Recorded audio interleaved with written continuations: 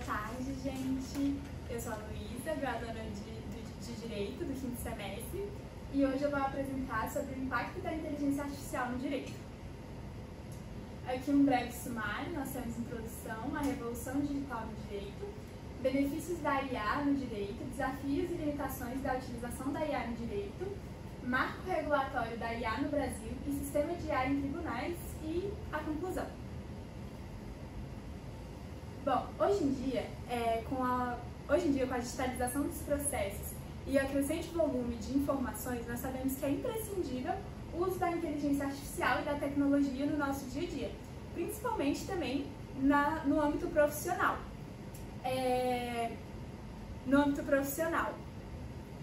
A inteligência artificial no direito ela é utilizada hoje para automatização de tarefas repetitivas, otimização de processos e também análise de documentos, de contratos e, enfim.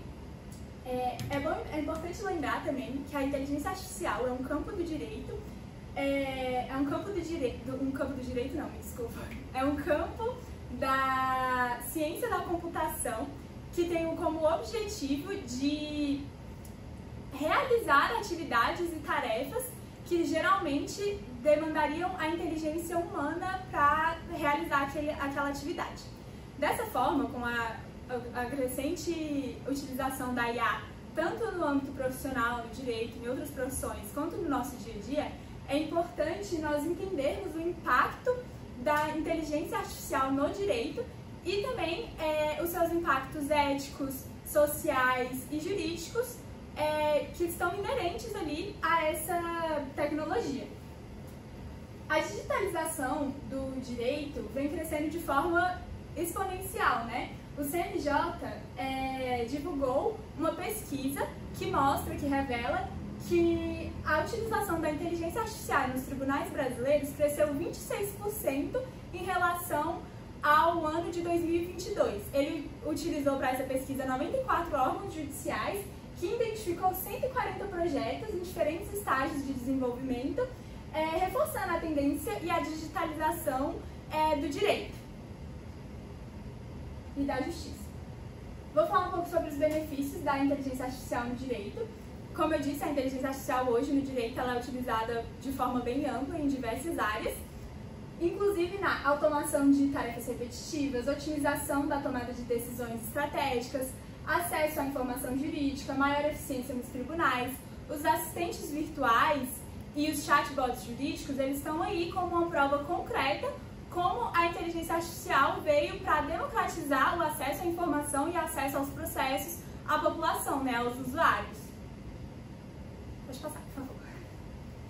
Vou falar um pouco com os benefícios, né, da implementação da inteligência artificial. Também vem desafios e limitações dessa implementação, como, por exemplo, a atualização constante dos algoritmos para que ele possa acompanhar a mudança da legislação e da jurisprudência, também a resistência de alguns profissionais do direito por medo da substituição da sua profissão, por exemplo, de ficar sem emprego e etc. Falta de investimento das instituições jurídicas e também as questões éticas e de privacidade. A digitalização dos processos, a automatização de processos e também, enfim, traz questões como traz dúvidas, né, e preconceitos como qual a garantia que seria, por exemplo, da proteção de dados. A inteligência artificial ela utiliza um vasto banco de dados e isso gera questionamentos, né? Qual seria a garantia da proteção de dados, a garantia do seu direito de privacidade? Nós também temos uma das questões, né, uma das limitações e desafios, dos maiores desafios da regulamentação e da implementação da IA, seria a responsabilidade que seria atribuída a quem? Porque o sistema ele não possui personalidade jurídica. Então, se ocorrer um erro jurídico, a grande questão é quem seria responsável por esse erro? Seria a empresa dona da ferramenta, o tribunal que utilizou a ferramenta, o profissional do direito que utilizou aquela ferramenta para fazer um processo que conteve o erro, ou o engenheiro que programou aquela ferramenta? Então tudo isso gera uma certa insegurança, né, e um desafio mesmo na implementação no meio jurídico. Por essa razão, nós precisamos ter padrões e critérios claros de ética, né, na criação da inteligência artificial, na implementação da inteligência artificial, e também padrões e critérios que regulamentam e protejam os direitos fundamentais dos cidadãos. No Brasil, hoje, a quem é atribuído, né, a responsabilidade de regulamentar o uso da inteligência artificial é a Agência Nacional de Proteção de Dados, a ANPD, e o Conselho Nacional de Justiça, o CNJ, mas nós ainda estamos numa discussão, num processo de regulamentação da implementação da inteligência artificial. Atualmente, esses são os órgãos que regulamentam. No mundo, né, em países do mundo, por exemplo, nos Estados Unidos, eles apostam na autorregulação. Então, as empresas e escritórios, eles mesmos criam as normas para a utilização da inteligência artificial, né, da IA. E no Reino Unido, eles utilizam o AI Act, que é um sistema de regras mesmo, de impor regras, de regulamentar. São regras bem rígidas, principalmente sistemas que eles consideram que são de alto risco para os direitos fundamentais dos cidadãos.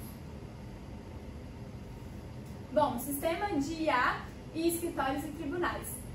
Nos escritórios de advocacia, eles estão cada vez mais utilizando a inteligência artificial.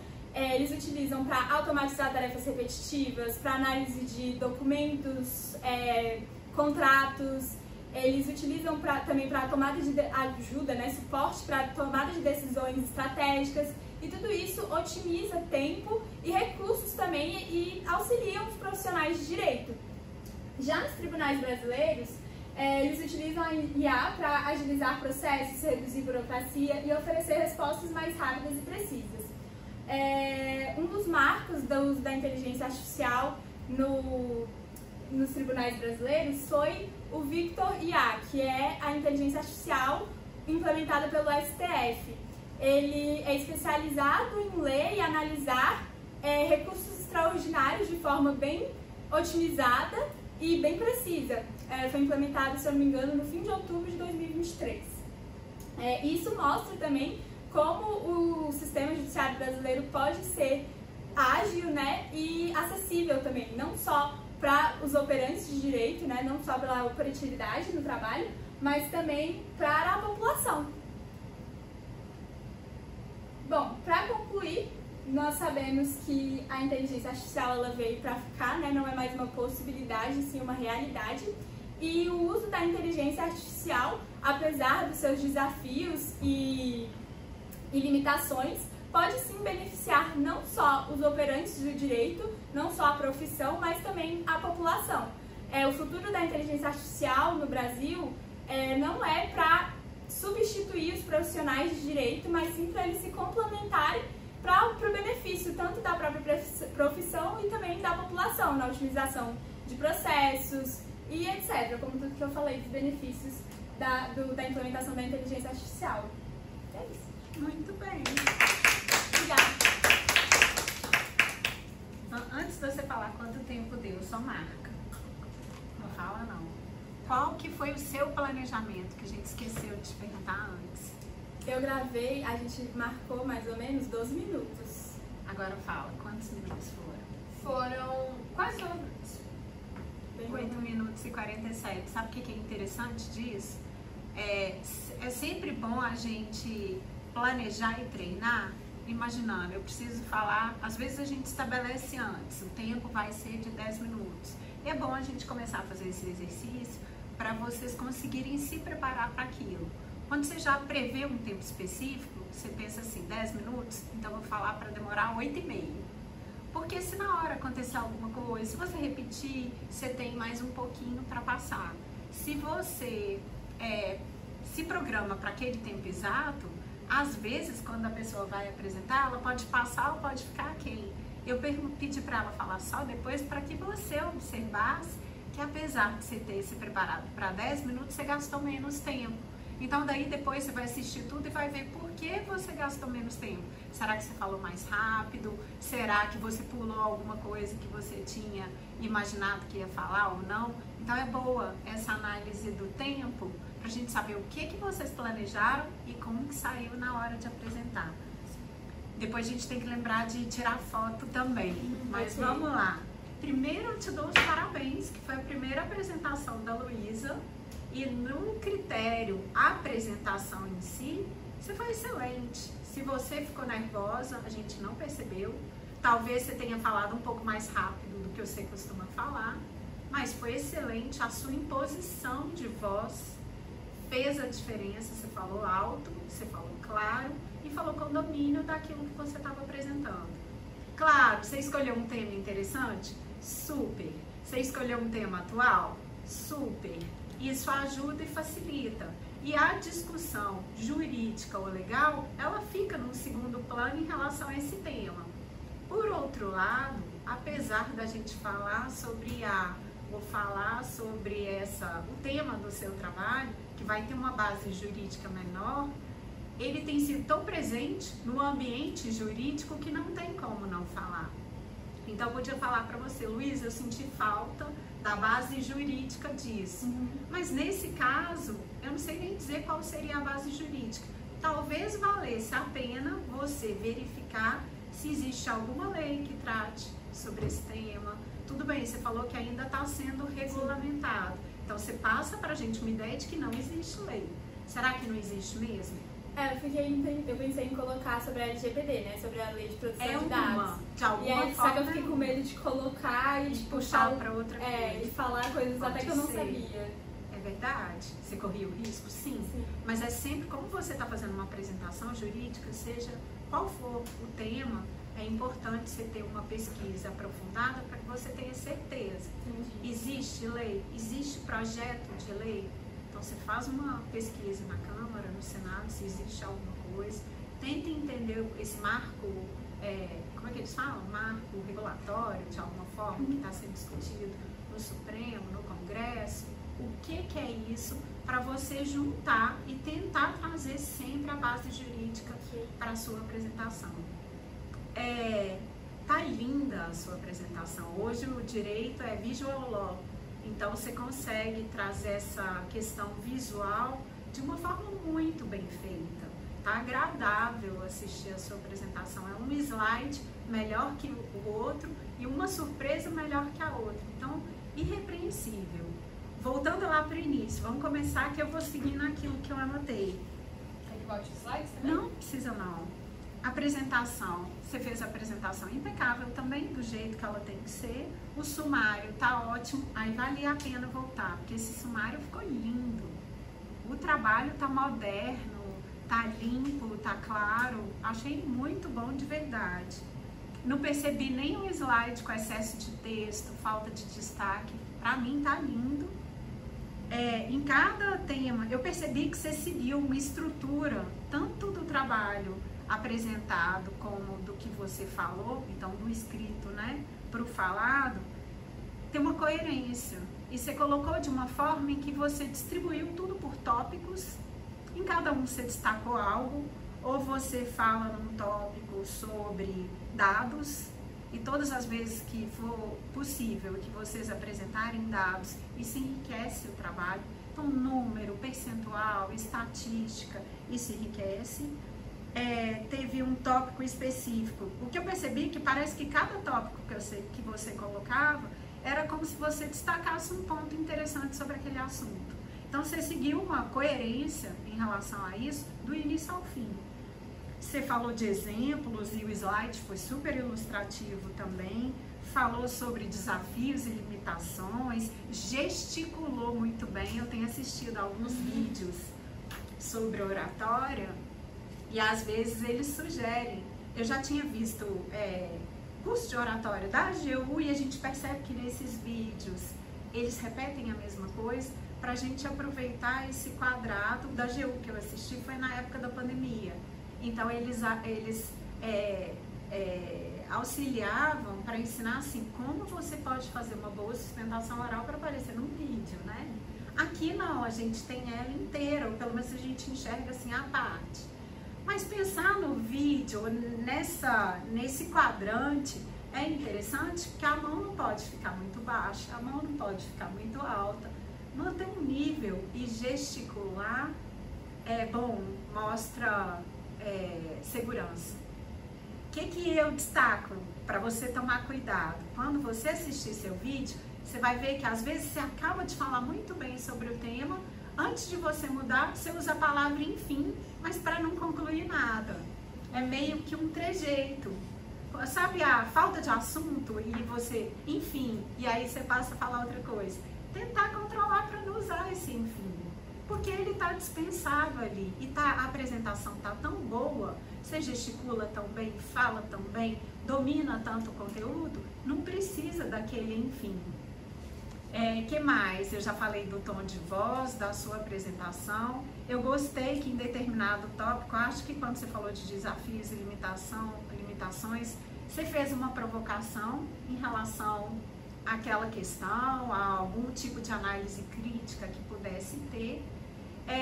Quando você apresenta um tópico, eu gostei que você fez um comparativo de alguma forma com outros países. Se fosse uma discussão jurídica e você trouxesse o direito comparado, seria muito bom. De novo, faltou falar do Supremo. Eu não me lembro se você falou da questão que tem sido discutida no Supremo, mas dá uma pesquisada. Que tipo de julgamento está lá? Qual que é o número do processo? São dados concretos de base jurídica que caem aqui, caem bem aqui e faltaram. A outra coisa que eu senti falta, no tópico que você fala do sistema de escritórios e tribunais, você trabalha na AGU. Se você fala de escritórios de advocacia e tribunais, cadê falar da AGU? E hoje eu ainda, quando eu cheguei, abri meu e-mail, aí apareceu curso de inteligência artificial. Aí eu atirei um print, mas eu ia falar isso. A gente teve essa semana um convite para participar. Eu não sei se é uma pós-graduação, um curso que demora, então imagino que seja uma especialização, pós-graduação, até que me interessou, mas depois eu pensei, acho que é melhor eu não me envolver com isso. Parece que está sendo oferecida do estado do Amazonas, mas vai ser à distância. Então, e são só 18 vagas, mas o tema tem tudo a ver com isso, parece super interessante. No seu e-mail institucional você viu isso, que tem tudo a ver com esse tema.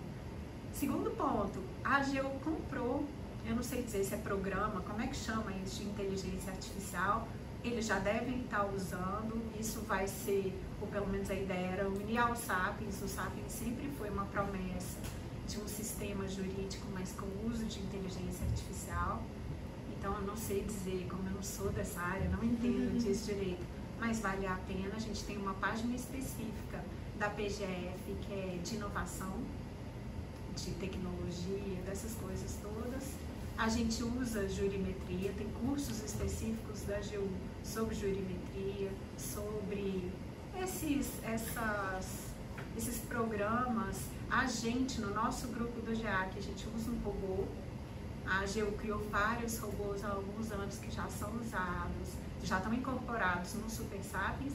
Então, valia a informação aqui. Ela cabe no seu trabalho, enriquece o seu trabalho, porque você apresenta um tópico, pontos específicos que tem a ver com o que você faz aqui hoje. Então, acho que vale uma pesquisa mais aprofundada, até que você deixar esse trabalho pronto. Ele vai ser usado outras tantas vezes você quiser, e eu sugiro que você acrescente esses pontos. Eu gostei que no final você fez uma conclusão breve, de alguma forma você deu a sua opinião pessoal, e a pergunta que eu te faço é: você usa? Tem algo que você faça na sua vida acadêmica ou aqui no trabalho que te permita, ou você usa inteligência artificial ou esse tipo de programa? Tudo, praticamente. Esse trabalho, inclusive, foi uma boa função do ChatGPT, porque o ChatGPT me ajude imediatamente. Então faltava colocar isso na conclusão também, que é a sua experiência pessoal. Sim. E hoje o ChatGPT, eu acho que dessas tecnologias é o que mais está na vida de vocês, né? Sim, eu fiz o texto gigantesco, aí copiei, colei lá no ChatGPT e botei, reorganiza esse texto. Aí ele reorganizou toda a estrutura direitinho, aí ficou muito mais fácil. E eu te pergunto, você tem certeza que aquilo que você falou quando falou na conclusão que a inteligência artificial não iria substituir o profissional da área jurídica. Você acha isso mesmo ou você vê uma ameaça? É sincero quando você fala? Depende. Eu acho que tem certas áreas do direito que não podem ser substituídas. Inclusive, eu acho que eu acabei esquecendo de falar isso. Mas uma coisa que eu fiz nas minhas pesquisas, que falaram, né? É que em casos, por exemplo, nos Estados Unidos, no Reino Unido, que utiliza muito mais no âmbito jurídico, muito mais do que no Brasil, casos de que, tipo assim, algum erro jurídico com preconceito, digamos assim, porque quem cria a inteligência artificial, quem programa é o ser humano é cheio de preconceitos, então aquilo acaba passando para o algoritmo, então eles falam isso, da supervisão mesmo humana, do sistema, a supervisão humana do sistema, justamente para não ocorrer erros como esses, entendeu? Não deixar que a inteligência artificial tenha a última palavra naquele âmbito, porque pode ser perigoso para a população. Mas pode a ser pessoa perigoso. não é... Cada pessoa, ela também não tem... Tem preconceito, justamente. Então é difícil, né? Eu acho que... Mas é eu acho que esse interessante, seria um dos falar desafios, né? isso. Porque a gente passa o preconceito para o sistema, para o algoritmo. Mas a gente também tem esse preconceito. Como é que a gente vai regularizar isso? Como é que você critica, né? Sim. Muito interessante. Achei sua apresentação excelente. Acho que esses pontos que eu destaquei, depois você revê e vê se cabe modificar alguma coisa ou acrescentar algum tipo de informação para dar uma base mais sólida, principalmente em relação a esses aspectos jurídicos, que eu queria que você colocasse, que sua apresentação é jurídica, mas excelente, tá de parabéns.